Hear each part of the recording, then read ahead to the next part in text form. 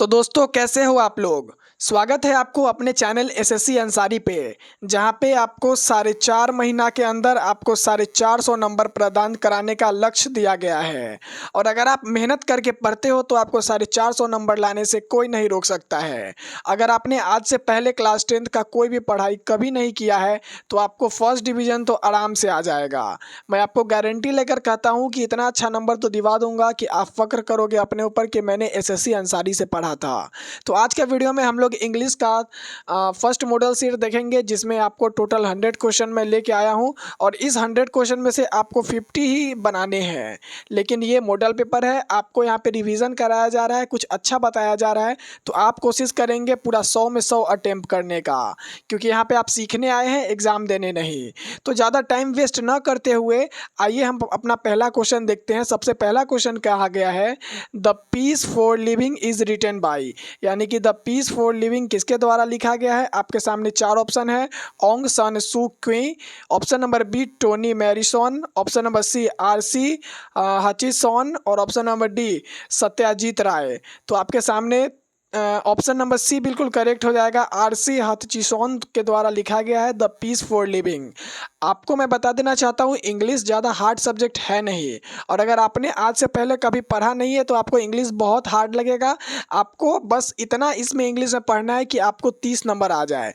30 number क्यों? क्योंकि इसका जो पासिंग मार्क्स होता है आपको 30 नंबर पे पास करना होता है, और पासिंग के लिए आपको 30 नंबर इसमें लाना बहुत ज़रूरी है। तो आप सब्जेक्टिव ना सही लेकिन ऑब्जेक्टिव इतना तो याद कर लीजिए कि आपको 30 नंबर आ जाए। तो एक का बिल्कुल सही ऑप्शन ऑप्शन नंबर सी हो जाएगा। इसी के साथ बढ़ते हैं अपने अगले क्वेश्चन की तरफ। दूसरा क्वेश्चन है where did the writer of the piece for living watch the play. Option number A Dubai, option number B Dublin, option number C Delhi और डी लंदन। तो दो का बिल्कुल सही जवाब ऑप्शन नंबर बी हो जाएगा। Dublin is the correct answer, therefore option number B is the right. Come to the next point, option number 3 R C Hutchinson was dash. तो आरसी हचिंसन वास डैश, यानी कि आरसी हचिंसन क्या थे। तो आपके सामने 3 ऑप्शन दिया गया है, American novelist, British novelist, French novelist या इटालियन नोवेलिस्ट। तो आर्ची हचिंसन ब्रिटिश नोवेलिस्ट थे, ऑप्शन नंबर बी बिल्कुल करेक्ट आंसर हो जाएगा। चलिए इसी के साथ बढ़ते हैं अपने चौथे क्वेश्चन की तरफ। The main character in piece for living which the author so was an A dash corn merchant. तो इसका जो बिल्कुल करेक्ट आंसर हो जाएगा ऑप्शन नंबर ए एल्डरली हो जाएगा, क्योंकि यहाँ पे एल्डरली भरना है और एल्डरनी में भी यहाँ पे एन आएगा, ए नहीं आएगा, एन आएगा। ऑप्शन नंबर ए बिल्कुल करेक्ट आंसर हो जाएगा। चलिए बढ़ते हैं अपने नेक्स्ट क्वेश्चन की तरफ। The author admits that quick travel does not give the traveller the real dash of travel. तो 5 का बिल्कुल सही जवाब ऑप्शन नंबर बी हो जाएगा। Pleasure is the correct answer, option number B is the correct answer. Next question है who is the author of me and the ecology bit. आपके सामने 4 ऑप्शन है, John Hutchinson, John Legzev, Tony Morrison और none of this. तो 6वां number question का बिल्कुल correct answer हो जाएगा जॉन लेग्जेव, इसलिए option number B is the correct answer. चलिए अपना अगला क्वेश्चन है question number 7। It is hard to get people to work for dash.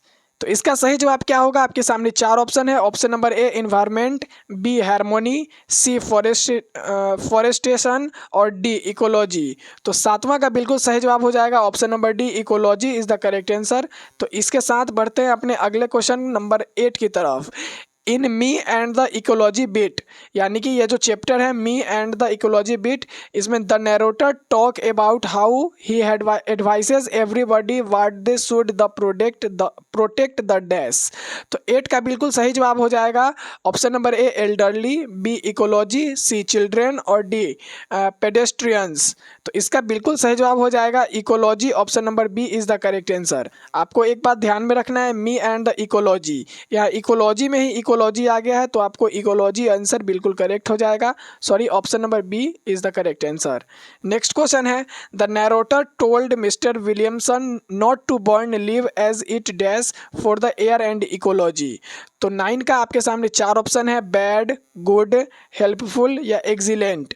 तो आपको बताना है इसमें बिल्कुल correct answer option number B हो जाएगा, बैड यहाँ पे आएगा, यहाँ पे बैड आप भरेंगे। चलिए अगले क्वेश्चन में देखते हैं। 10वां नंबर क्वेश्चन है, Jim asked mister Green to keep the old newspaper for the school going children who dash them.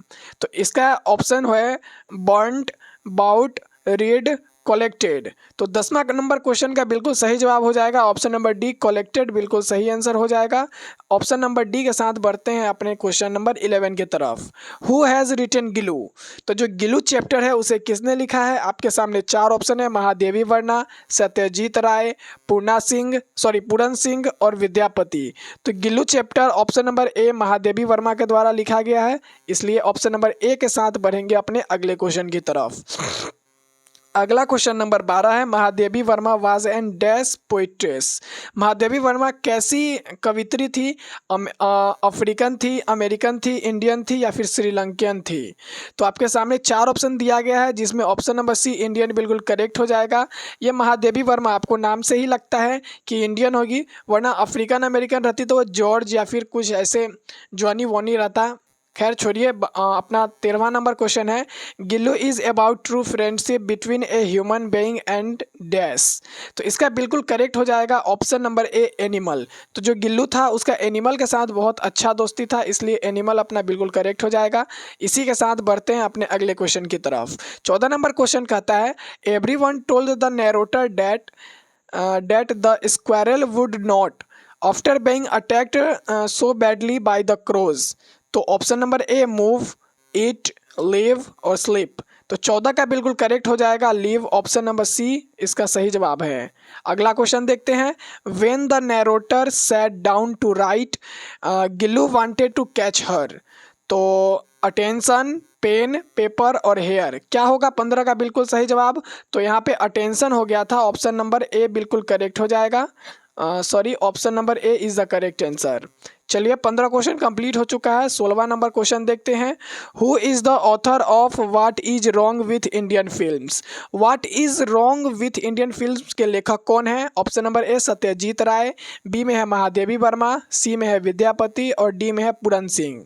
तो क्वेश्चन नंबर 16 का ऑप्शन नंबर ए बिल्कुल करेक्ट हो जाएगा, क्योंकि सत्यजीत राय ने ही what is wrong with Indian film को लिखा है। Option number A is the correct answer. Come to the next question. Question number 17 is, in which of the following international film festival Satyajit Ray received an award। तो what is the correct answer? You have to show option number A is Venice, option number B is Cannes, option number C is Berlin and option number D is all of these। So what is the correct answer? The answer of question number 17 is option number D, all of these is correct, because Venice, Cannes and Berlin also received an award for film festival of Satyajit Ray। Option number D is the correct answer. अपना अगला question है, in what is wrong with Indian films the author compares Indian film with dash film. यानी कि जो ये movie जो ये chapter लिखा गया what is wrong with Indian films, इसे ऑथर ने यानी कि लेखक ने किसके द्वारा कैसे फिल्म से कंपेयर किया है। तो आपको बताना है कोरियन फिल्म से, जापानीज फिल्म से, वेस्टर्न फिल्म से या पाकिस्तानी फिल्म से। तो 18 का बिल्कुल सही जवाब हो जाएगा option number C western film से, यानी कि पश्चिमी साइड के फिल्म से यहाँ पे कंपेयर किया गया है। तो इसका 18 का बिल्कुल ऑप्शन नंबर सी करेक्ट हो जाएगा। बढ़ते हैं अपने अगले क्वेश्चन की तरफ। तो 19वां क्वेश्चन कहता है, the cinema dash in various measures the function of poetry, people, painting, drama, architecture and a host of other arts, major and minor. तो इसका आंसर क्या हो जाएगा। ऑप्शन नंबर ए है कॉम्बाइंस, बी में है डिस्ट्रॉयज, सी में है डिलीट्स और ऑप्शन डी में है रेस्क्यूज। तो 19 का बिल्कुल सही जवाब हो जाएगा ऑप्शन नंबर ए कॉम्बाइंस। तो 19 का बिल्कुल ए सही हो जाएगा। अगला 20वां क्वेश्चन देखते हैं, in which year first short film was produced in India. यानी कि किस सन में इंडिया का सबसे पहला छोटा फिल्म प्रोड्यूस किया गया था। 1907 ईस्वी में, 1919 ईस्वी में, 1925 ईस्वी में या फिर 1947 ईस्वी में। तो 20 का अपना बिल्कुल करेक्ट आंसर 1907 हो जाएगा, option number A is the correct answer. तो आपको बताना है कि 1907 में कौन सा मूवी रिलीज़ हुआ था। तो आप अगर पढ़े हैं इस चैप्टर को what is wrong with Indian films, तो आप इसमें बता पाएंगे 1907 में कौन सा सबसे पहला शॉर्ट मूवी रिलीज किया गया था। अगला क्वेश्चन है, who is the writer of acceptance speech. Acceptance speech के राइटर कौन है। 4 ऑप्शन दे रहा हूं आपको, टोनी मैरिसन, ओंग सैन सू क्यों, जोंग लेगजाओ और लियो लियो टोल्स्टॉय। तो आपको 21 का सही जवाब बताना है। इसकी बिल्कुल सही जवाब हो जाएगा ऑंग सांग सू। क्यों? क्योंकि 21 में जो क्वेश्चन पूछा गया है एक्सेप्टेंस स्पीच के लेखक कौन है? तो ओंग सांग सू क्यों। ऑप्शन नंबर बी बिल्कुल करेक्ट आंसर हो जाएगा। अगला क्वेश्चन है ओंग सन सू क्यों वास fighting for dash in Burma. यानी कि यह जो लेखक है इसका नाम मुझे चाइनीज आदमी है, पढ़ने में नहीं बन रहा है। ओंग सन सू क्यों है ये फाइटिंग किस चीज़ के लिए फाइटिंग कर रहे थे बर्मा में? तो डेमोक्रेसी, डिक्टेटरशिप, मोनेर्ची मोनार्ची और टायरेनी। तो 22 का बिल्कुल करेक्ट आंसर हो जाएगा। डेमोक्रेसी के लिए लड़ रहे थे Aung San Suu Kyi Burma में। Option number A is the correct answer. Next point is the Nobel peace prize was given to the Suu Kyi in dash. Nobel पुरस्कार कब दिया गया था? 1992 में, सन 2000 में, 1990 में या फिर 1991 में? तो ऑप्शन नंबर डी बिल्कुल करेक्ट हो जाएगा क्योंकि 1991 में दिया गया था नोबेल पुरस्कार सोंग सू क्यू को। अगला क्वेश्चन है Aris firmly believed that his mother would have accepted the prize for all of the Burma not for herself. तो ऑप्शन नंबर ए है पीपल, बी मॉन्क्स, सी में पॉलिटिशियन, डी में soldiers. यानी कि ये जो ऑप्शन मैं पढ़ रहा हूँ वो आपको यहाँ पर पढ़ना है। मैं आपको फिर से पढ़ के बता देता हूँ। Aris firmly believed that his mother would have accepted the prize for all of the people, all of the monkey, all of the politician या ऑल ऑफ द सोल्जर्स। तो 24 का बिल्कुल करेक्ट आंसर हो जाएगा ऑप्शन नंबर ए पीपल्स। अगला question देखते हैं Aung San Suu Kyi is a famous dash politician. Aung San Suu Kyi किस प्रकार का मशहूर राजनीतिज्ञ है? तो 25 का ऑप्शन नंबर बी बिल्कुल करेक्ट हो जाएगा। बर्मा का मशहूर राजनीतिज्ञ है तो ऑप्शन नंबर बी से बर्मा। चलिए अपना अगला क्वेश्चन है who is the writer of once upon a time. ये जो चैप्टर है वंस अपॉन ए टाइम इसका लेखक कौन है? 4 ऑप्शन दिया गया है आपके सामने। पहला है RC Hutchinson, option number B Tony Morrison, option number C Leo Tolstoy, option number D Satyajit Ray. तो 26 का बिल्कुल correct answer option number B हो जाएगा टोनी मैरिसन। तो 26 का option number B is the correct answer. Next है the old woman was dash. Old woman क्या थी? तो ओल्ड ओमेन फुलिश थी यानी कि मूर्ख थी, वाइज थी या सी थी या बोल्ड थी? तो 27 का बिल्कुल correct answer option number B हो जाएगा। बढ़ते हैं अपने अगले क्वेश्चन की तरफ जहाँ पे पूछा गया है the young people ask the old women question whose answer could only be given by the one could dash. तो यहाँ पे क्वेश्चन टाइपिंग थोड़ा सा मिस्टेक हो गया है, आपको ध्यान रखना है। ऐसे क्वेश्चन है the young people ask the old women a question whose answer could only given by one who. क्या वो कैसी रहेगी जो आंसर दे पाएगी? हेयर, स्मेल, रीड या सी? तो 28 का बिल्कुल correct answer option number D हो जाएगा। Option number D is correct answer. चलिए अगला क्वेश्चन है the old women was dash enough to know she could not help the young people. तो 29 का बिल्कुल करेक्ट आंसर हो जाएगा option number B intelligent is the correct answer. चलिए अगला क्वेश्चन देखते हैं who is the first black women to receive the Nobel prize. यानी कि पहली वो काली महिला कौन थी जिसने नोबेल पुरस्कार से सम्मानित हुआ था?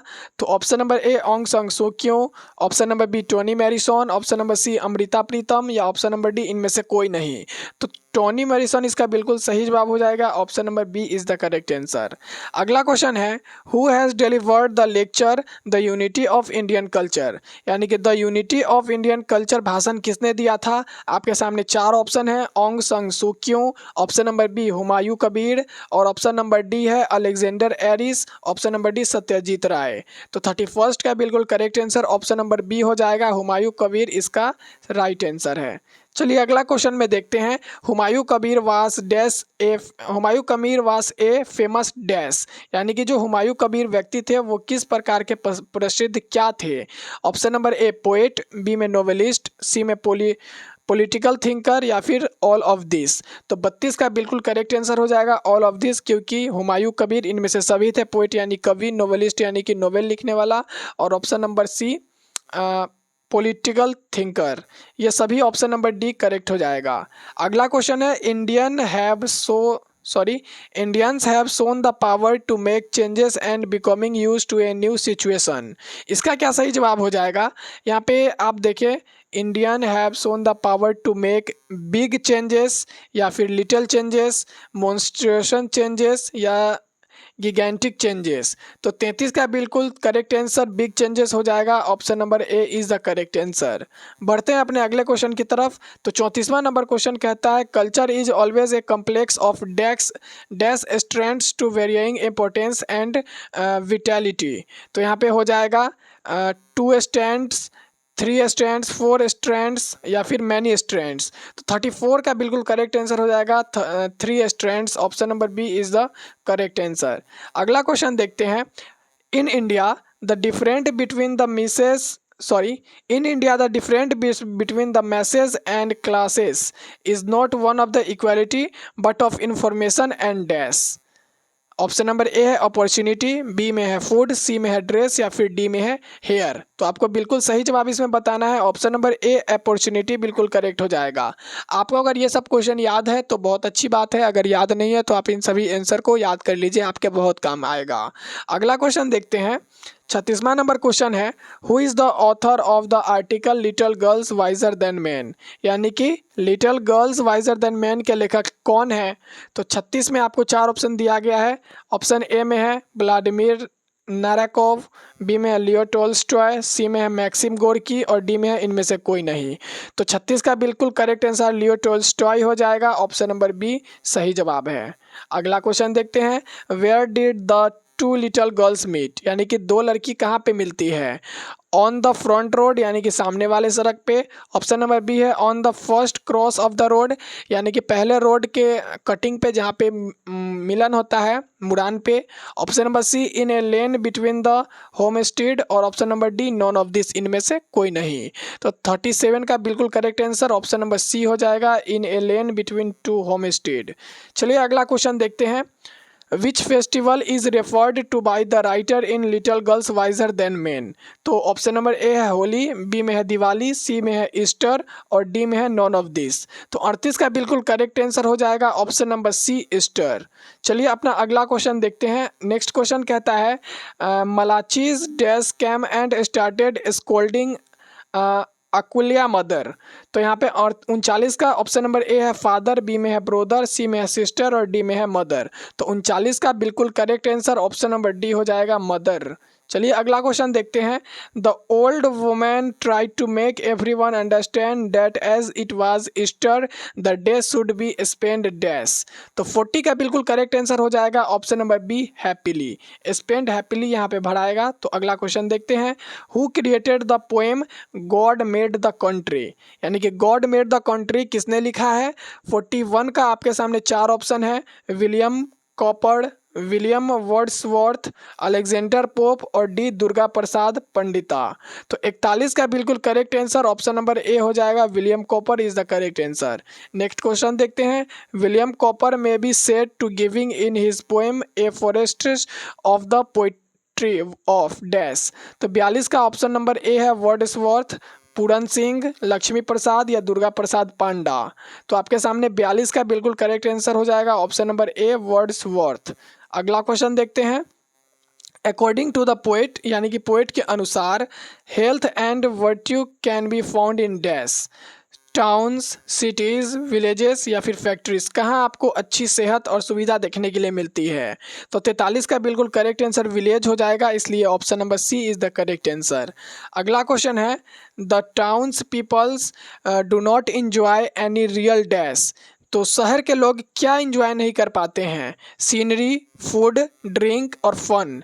तो आपके सामने 44 का बिल्कुल करेक्ट आंसर सीनरी हो जाएगा, ऑप्शन नंबर ए, नज़ारा नहीं ले पाते हैं। बाकी शहर के लोग फूड, ड्रिंक, फन तो कर ही लेते हैं, लेकिन नज़ारा उनको कहाँ मिलेगा? 45वां नंबर क्वेश्चन है। In the poem the narrator is what. आपको बताना है पोएम में नैरेटर क्या था इस पोएम में। तो A town man, god, country, villager. तो 45 का बिल्कुल सही जवाब हो जाएगा ऑप्शन नंबर डी, एक विलेजर था और वो अपने विलेज की तारीफ करता है। तो चलिए बढ़ते हैं अपने क्वेश्चन की 46वां नंबर क्वेश्चन की तरफ। Ode on solitude is written by dash. तो 46 का 4 ऑप्शन है आपके सामने, Alexander Pope, Leo Tolstoy, R C Hutchinson और टोनी मैरिसन। तो अलेक्जेंडर पोप इसका बिल्कुल करेक्ट आंसर हो जाएगा, therefore option number A is the correct answer. अगला क्वेश्चन है, a happy man wants are satisfied by the properly inherited by him from his dash। तो 47 का ऑप्शन नंबर ए है uncle, mother, cousin और father. तो बिल्कुल correct जवाब हो जाएगा आपके सामने option number D, father is the correct answer. चलिए बढ़ते हैं अपने अगले क्वेश्चन की तरफ, जहाँ पे पूछा गया है hours day and years slide away dash for the happy man. यहाँ पे ऑप्शन नंबर ए है हार्ड, क्विकली, सॉफ्टी और टेंसेसली। तो 48 का बिल्कुल करेक्ट जवाब ऑप्शन नंबर सी हो जाएगा। इसी के साथ बढ़ते हैं अपने 49वां क्वेश्चन की तरफ। Meditation dash the happy man. Meditation एक खुश आदमी को कैसे बर्बाद करता है या क्या करता है आपको बताना है। तो 49 का ऑप्शन नंबर डी हो जाएगा, प्लीजेस। अगला क्वेश्चन की तरफ बढ़ते हैं। Alexander Pope was one of the greatest Alexander Pope was one of the greatest of the early 18th century. Option number A है ड्रामाटिस्ट, नोवेलिस्ट, राइटर और सैटिरिस्ट। तो अलेक्जेंडर पोप 18वीं शताब्दी में क्या थे। 50 का बिल्कुल सही जवाब सैटिरिस्ट हो जाएगा, option number D is the correct answer. चलिए बढ़ते हैं अपने अगले क्वेश्चन में, जहाँ पे पूछा गया है polythene bag has been composed by dash. Polythene bag को कैसे गलाया जाता है या फिर क्या किया जाता है, इस क्वेश्चन का मतलब है कि पॉलीथीन बैग को किसने लिखा है। तो पॉलीथीन बैग के लेखक यहाँ पे हो जाएंगे option number A Durga Prasad Panda, B में है पेरिसमिथुरन, सी में है पूरन सिंह और डी में है लक्ष्मी प्रसाद देवकोटा। तो आपको 51 का सही आंसर लगाना है, Durga Prasad Panda, option number A is the correct answer. अगला क्वेश्चन है the polythene bag melt down when a little dash is applied. तो 52 का ऑप्शन नंबर सी बिल्कुल करेक्ट हो जाएगा, वार्मथ। नेक्स्ट क्वेश्चन की तरफ बढ़ते हैं। What grows far away from everyone gaze. Option number A fear, B love, C polythene bag और डी जम्स। तो 53 का ऑप्शन नंबर डी बिल्कुल करेक्ट हो जाएगा, gems is the correct answer. Next question है a polythene bag cannot be dash. मतलब एक पन्नी को, एक पॉलीथीन बैग को क्या नहीं किया जा सकता है, बनाया नहीं जा सकता है, रिसाइकल नहीं किया जा सकता है, डिस्ट्रॉयड नहीं किया जा सकता है या नॉन ऑफ दिस, इनमें से कोई नहीं। तो 54 का बिल्कुल सही जवाब है डिस्ट्रॉय नहीं किया जा सकता है, क्योंकि पन्नी को तो बना सकते हैं, रिसाइकल भी कर सकते हैं, लेकिन उन्हें बर्बाद नहीं कर उन्हें डिस्ट्रॉय नहीं कर सकते हैं, उन्हें हम ख़त्म नहीं कर सकते हैं अपने वातावरण से। क्वेश्चन नंबर 55 है if the polythene bag is left to itself it dash the environment. यानी कि पन्नी अगर खुद से चला जाए, अपने खुद से हट जाए, तो वो इन्वायरमेंट को यानी कि वातावरण पर कैसा प्रभाव डालेगी। तो 55 नंबर क्वेश्चन का 4 ऑप्शन है ब्यूटीफुल, क्लींस, चेंजेस, पोल्यूटेड। तो यहाँ पे पोल्यूटेड हो जाएगा, option number D is the correct answer. Option number question number 56 है थिनर। यहाँ पे thinner then a crescent has been composed by, यानी कि किसके द्वारा लिखा गया है। तो 56 का ऑप्शन नंबर सी बिल्कुल करेक्ट हो जाएगा, Vidyapati, option number C is the correct answer. अगला क्वेश्चन है टाइपिंग मिस्टेक हो गया यहाँ पे। Vidyapati's poem are about Radha and dash. तो जो विद्यापति पोएम है उसके बारे में आपसे पूछा गया है, तो 57 का ऑप्शन नंबर सी बिल्कुल करेक्ट हो जाएगा, कृष्णा। अगला क्वेश्चन में बढ़ते हैं। Lord Krishna had not met for some time. Option number A Radha, option number B Sudama, C Vidyapati और डी यशोदा। तो 58 का आपका बिल्कुल करेक्ट आंसर हो जाएगा, Radha is the correct answer, option number ए सही हो जाएगा। अगला क्वेश्चन है हु इज क्राइंग, कौन रो रहा है। तो 59 में आपको फिर से 4 ऑप्शन दिया गया है, Radha, Lord Krishna, the poet या नॉन ऑफ दिस। तो जो रो रही थी वो राधा थी, ऑप्शन नंबर ए बिल्कुल करेक्ट हो जाएगा। अगला क्वेश्चन है हाउ इज सी हर्ट, यानी कि उसे दुख किस बात का हुआ या बुरा कैसे लगा।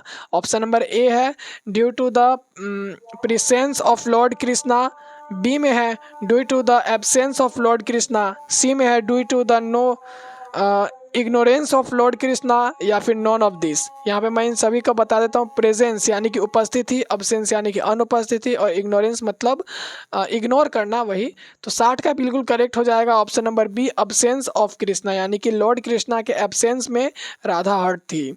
चलिए अगला क्वेश्चन है, who has written the poem the empty heart. The empty heart को किसने लिखा है? 61 का ऑप्शन नंबर सी बिल्कुल करेक्ट हो जाएगा, Periasamy Thooran. Option number C is the correct answer. अगला क्वेश्चन है, What was the problem of the man? एक आदमी का समस्या, वो जो आदमी था उसका समस्या क्या था ऊपर वाले चैप्टर में, जो भी मैंने आपको बताया।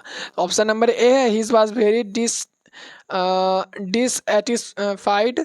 ऑप्शन नंबर बी है, he was very much in threat. Option number C, he had a crisis of money. और option number D, none of this. तो 62 का बिल्कुल correct answer option number A हो जाएगा, ही वॉज वेरी डिससेटिस्फाइड।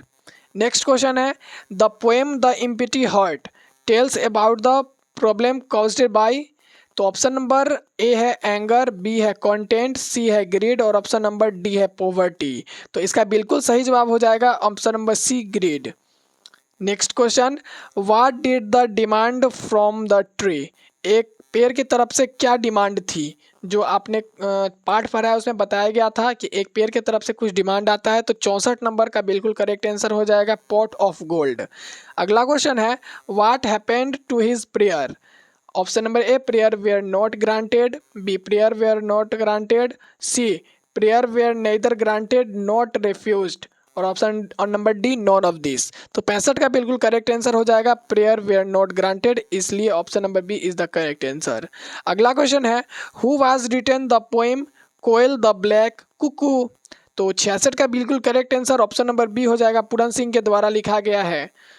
अगला question है, how does the koel feel, यानी कि कोयला को कैसा फील होता है? सेटिस्फाइड फील होता है, हैप्पी, रेस्टलेस, या फिर peaceful.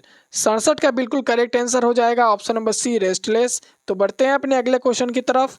The man was rich but dash. Man आदमी तो अमीर था, लेकिन क्या? Option number A content, B not content, option number C innocent, और डी में डिसऑनेस्ट। तो 68 का बिल्कुल करेक्ट हो जाएगा, not content, therefore option number B is the correct answer. बढ़ते हैं अपने अगले क्वेश्चन, जहां पर 69 को नंबर क्वेश्चन कहता है, the song of the koel bring a sadness, happiness, thousand memory, या फिर लव। तो सही आंसर हो जाएगा option number C, thousand memory. अगला क्वेश्चन है, the koel is full the coil is full of dissatisfaction because its dash is not with her। तो 70 का बिल्कुल करेक्ट आंसर हो जाएगा ऑप्शन नंबर ए, लवर। अगला क्वेश्चन है, who is the poet of the poem the sleeping Potter. The sleeping Potter के लेखक कौन है? 71 नंबर क्वेश्चन का ऑप्शन नंबर बी हो जाएगा करेक्ट जवाब, लक्ष्मी प्रसाद देवकोटा। आपको इन सभी को याद कर लेना है, आपके एग्जाम में 10 से 15 क्वेश्चन सिर्फ लेखक से पूछे जाएंगे। अगला क्वेश्चन देखते हैं, whom was the potter challenging. Potter challenging, option number A mountain, B tree, C और डी में है स्टार्स। तो 72 का बिल्कुल करेक्ट जवाब हो जाएगा ऑप्शन नंबर ए, माउंटेन, यानी कि पॉटर जो है वो माउंटेन को चैलेंज करता है। अगला क्वेश्चन है, the potter was going up A dash. तो ऑप्शन नंबर ए है रोड, बी में है लेन, सी में है क्लिफ, और डी में है प्लेटफॉर्म। 73 का बिल्कुल करेक्ट हो जाएगा ऑप्शन नंबर सी, क्लिफ। तो चलिए बढ़ते हैं अपने अगले क्वेश्चन की तरफ, जहाँ पे 74 नंबर क्वेश्चन है, as a result of very hard work the potters dash bed was faced. 74 का करेक्ट आंसर हो जाएगा ऑप्शन नंबर बी, हर्ट। अगला क्वेश्चन है, the potter was challenging the what. आपको बताना है द पॉटर वाज चैलेंजिंग, किसे चैलेंज कर रहा है पॉटर। तो 75 का जो आंसर हो जाएगा ऑप्शन नंबर डी हो जाएगा, माउंटेन। मैंने अभी आपको बताया ऊपर में। 76 नंबर क्वेश्चन है, who was composed the poem Martha. Martha के लेखक कौन है? Option number A Puran Singh, B में है लक्ष्मी प्रसाद देवकोटा, सी में है अलेक्जेंडर पॉप, और डी में है वेल्टर डेला मैरे। 76 नंबर का ऑप्शन नंबर डी बिल्कुल करेक्ट हो जाएगा, वेल्टर डेला मैरा। अगला क्वेश्चन है, Martha used to tell her stories in the hazel dash. तो 77 का ऑप्शन नंबर ए है फॉरेस्ट, बी में है माउंटेन, सी में है रिवर बैंक, और डी में है ग्लेन। तो अपना बिल्कुल correct answer option number D हो जाएगा, ग्लेन। अगला क्वेश्चन है, Maratha stories were about dash and fairies. Option number A old man, children, gnomes और विचेस। तो 78 का बिल्कुल correct answer option number C हो जाएगा, ग्नोमेस। अगला क्वेश्चन है the poet knew Maratha when he was dash. Option number A servant, B में है चाइल्ड, सी में शॉपकीपर और डी टीचर। तो 79 का ऑप्शन नंबर डी टीचर बिल्कुल करेक्ट आंसर हो जाएगा। अगला क्वेश्चन है who tells her stories over and over again. Option number A Walter de la Mare, option number B Martha, C में है जेके रोलिंग्स और डी में है नॉन ऑफ दिस। तो 80 का ऑप्शन नंबर बी बिल्कुल करेक्ट हो जाएगा, मार्था इसका बिल्कुल सही जवाब है। अब यहाँ से आपको ग्रामर का पोर्शन देखने के लिए मिलता है जिसमें ग्रामर से आपको 20 क्वेश्चन रखा गया है। यहाँ पे आपको 81 से लेके टोटल 100 तक ग्रामर देखने के लिए मिलेगा, जिसमें आपको अब बस अपना एक्सपीरियंस बताना है। 81 का पहला क्वेश्चन है ग्रामर से the train dash at 9 AM। The train dash at 9 AM यानी कि ट्रेन जो है 9 बजे पहुँचती है। तो इसका इंग्लिश में क्या होगा, अराइव, अराइव्स, अराइव्ड और इज अराइविंग। तो 81 का बिल्कुल करेक्ट हो जाएगा ऑप्शन नंबर बी, अराइव्स। तो चलिए अगला क्वेश्चन है she does her breakfast now. Option number A she has her breakfast now, she is having her breakfast now, she have her breakfast now या she had her breakfast now. तो 82 का बिल्कुल correct answer option number B हो जाएगा, she is having her breakfast. अगला question है the sun dash brightly yesterday. The sun shines brightly, the sun shone brightly, the sun is shining brightly या सन will shine brightly. तो यहाँ पे बात किया गया येस्टरडे यानी कि बीता हुआ कल का, तो विल तो फ्यूचर के लिए यूज किया जाता है, इज प्रेजेंट के लिए यूज किया जाता है। तो इसलिए 83 का ऑप्शन नंबर बी शोन बिल्कुल करेक्ट हो जाएगा। क्वेश्चन नंबर 83 कहता है they dash the match by the time tomorrow. Option number A win, they win the match. Option number B they will have won, option number C have won और 84 का D है von. तो बिल्कुल correct answer हो जाएगा अपना दे will have von यानी कि बात फ्यूचर टुमारो का किया गया है। अगला क्वेश्चन है I dash never seen such a beautiful site. मैंने ऐसी साइट कभी नहीं देखी है। इसको इंग्लिश में कैसे बोलेंगे, I did never seen, I was never seen, I have never seen, I had never seen. तो 85 का बिल्कुल correct answer option number C हो जाएगा, I have never seen such a beautiful sight. अगला क्वेश्चन है he said that he dash a new job. तो किसी को नया जॉब मिलता है तो क्या he gets a new job, he got a new job, he will get new job या फिर he had got a new job. तो 86 का बिल्कुल correct answer option number D हो जाएगा, he had got a new job. इसलिए अगला question देखते हैं the students dash their homework when the teacher enter the classroom. Option number A are doing, option number B were doing, C में है do और D में है will do. Question का मतलब है बच्चे क्लास में होमवर्क कर रहे थे जब क्लास टीचर क्लास में इंटर करते हैं। तो 87 का बिल्कुल करेक्ट आंसर हो जाएगा option number B were doing यानी कि कर रहे थे। अगला क्वेश्चन है the phrase in a nutshells means यानी कि इन ए नटसेल्स का मीन्स क्या होता है। Option number A in details, option number be very briefly, with difficulty और विथ ईज। तो इन ए नटसेल का मतलब होता है ऑप्शन नंबर डी में ऑप्शन नंबर बी में आप देख सकते हैं वेरी ब्रीफली यानी कि जितना छोटा से छोटा आप लिख सकते हैं उसी को इन ए नटसेल्स कहा जाता है। अगला क्वेश्चन है he is the man dash helped me. He is man वह आदमी है जिसने मेरी मदद की। तो ऑप्शन नंबर ए में है he is man which help me, that help me, who help me या फिर वेयर हेल्प मी। तो 89 का बिल्कुल correct answer option number C हो जाएगा, he is the man who help me. अगला क्वेश्चन देखते हैं the word quickly is a, यहाँ पे पूछा गया है क्विकली किस प्रकार का शब्द है, नाउन है, वर्ब है, एडजेक्टिव है या फिर एडवर्ब है। तो नाउन जो है वो एक प्रकार का क्विकली जो है एक प्रकार का एडवर्ब है, इसलिए ऑप्शन नंबर डी अपना बिल्कुल करेक्ट आंसर हो जाएगा। अगला क्वेश्चन है he is not only A doctor dash also a singer यानी कि वह सिर्फ एक डॉक्टर नहीं है, वह डॉक्टर के साथ साथ एक सिंगर भी है। तो यहाँ पे क्या आएगा, डैश में बट आएगा, एंड आएगा, और आएगा या सो आएगा। तो 91 का बिल्कुल correct answer option number A हो जाएगा, he is not a doctor but also a singer. अगला क्वेश्चन देखते हैं she is a very clever girl. वह एक क्लीवर सॉरी वह एक चालाक लड़की है। इसका क्या यहाँ पे इंग्लिश में भरा आएगा? She is quite a very clever girl, quite, quiet, quietly. तो 92 का बिल्कुल करेक्ट आंसर हो जाएगा ऑप्शन नंबर ए। बढ़ते हैं अपने अगले क्वेश्चन में, जहाँ पे पूछा गया है और not park the car here, यानी कि 93 का ऑप्शन नंबर ए है मस्ट, बी में है कैन, सी में है मे और डी में है माइटली। तो यहाँ पे है must not park your car here, यहाँ पे बिल्कुल correct answer option number A हो जाएगा। बढ़ते हैं अपने अगले क्वेश्चन में, जहाँ पे पूछा गया है I went to the market dash a new book. आप मार्केट नई किताब को खरीदने जा रहे हैं, तो इस प्रकार कौन सा ऑप्शन चुनेंगे? Option number A to buy, या फिर option number B for buy, C में है ऑफ बाइंग और डी में है फ्रॉम बाइंग। तो यहाँ पे 94 का बिल्कुल करेक्ट आंसर हो जाएगा option number A to by. चलिए बढ़ते हैं अपने अगले क्वेश्चन में, जहाँ पर अगला 95 नंबर क्वेश्चन कहता है the word happiness is a, यानी कि हैप्पीनेस वर्ड क्या है? कॉमन नाउन है, प्रॉपर नाउन है, अब्स्ट्रैक्ट नाउन है या फिर कलेक्टिव नाउन है? तो 95 का option number C abstract noun हो जाएगा। हैप्पीनेस जो है वो एक प्रकार का अब्स्ट्रैक्ट नाउन है। अगला क्वेश्चन देखते हैं, the thief ran away after the purse.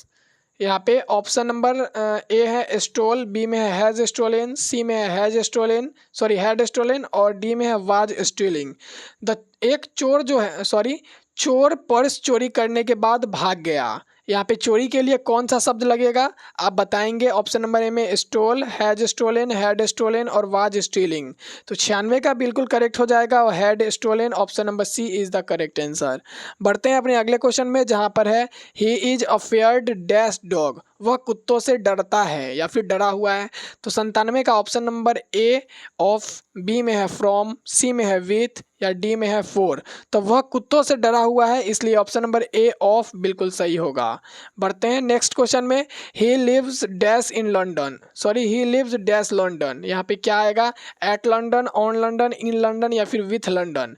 तो अगर किसी शब्द का संबोधन करते हैं तो वहाँ पे इन बताया जाता है, इसलिए he lives in London option number C बिल्कुल करेक्ट आंसर हो जाएगा। अगला क्वेश्चन देखते हैं, the dog dash its tail. तो ऑप्शन नंबर ए है वैग्स, बी में है वैग, सी में है इज वैगिंग या फिर डी में है वैग्स। कुत्ता अपना पूंछ को सीधा कर लिया, मेरे अंदाज से तो यही होना चाहिए। ऑप्शन नंबर ए है वैग्स इसका करेक्ट आंसर। अगला क्वेश्चन देखते हैं, अगला क्वेश्चन कहता है the synonyms of brave is, यानी कि ब्रेव का पर्यायवाची शब्द क्या होगा? टिमिड, कवार्डली, कोरेजियस या फिर वीक। तो 100 का ऑप्शन नंबर सी कोरेजियस बिल्कुल करेक्ट आंसर हो जाएगा। यहाँ पे option number C is the correct answer. तो अपना पूरा 100 क्वेश्चन यहाँ पे समाप्त होता है और मैंने 100 के 100 क्वेश्चन आपको करा दिए, जिसमें आपको 100 क्वेश्चन के अंतर्गत आपको 1 से लेके 80 तक इंग्लिश के बुक से दिखा था और 81 से लेके 100 तक आपको इंग्लिश ग्रामर से देखने के लिए मिला था। आपको इस वाले पोर्शन को पूरा याद कर लेना है, यानी कि आपको मैं बता दूं क्वेश्चन नंबर 1 से लेके क्वेश्चन नंबर 80 तक बुक से दिया गया है, जो कि आपको कुछ इसी प्रकार क्वेश्चन छपेगा। आपको ग्रामर पे ज़्यादा ध्यान नहीं देना है, आप सिर्फ बुक से ही पढ़ लीजिए क्योंकि उसी का वेटेज ज़्यादा रहता है। आपको सिर्फ 30 नंबर चाहिए पास होने के लिए, उसका नंबर नहीं जुड़ता है इंग्लिश का, लेकिन आपको तैयारी इसमें भी करना है। तो चलिए दोस्तों, मैंने आपको पूरी तैयारी करा दी है इंग्लिश का। फिर नेक्स्ट वीडियो में इंग्लिश का देखा जाएगा 1 सप्ताह बाद। तब तक के लिए चैनल पर नए हैं तो चैनल को सब्सक्राइब कीजिएगा, मैं सब्सक्राइब करने के लिए बिल्कुल भी नहीं बोलता हूँ। तो मिलेंगे किसी नए वीडियो में नए टॉपिक के साथ, तब तक के लिए इंकलाब जिंदाबाद।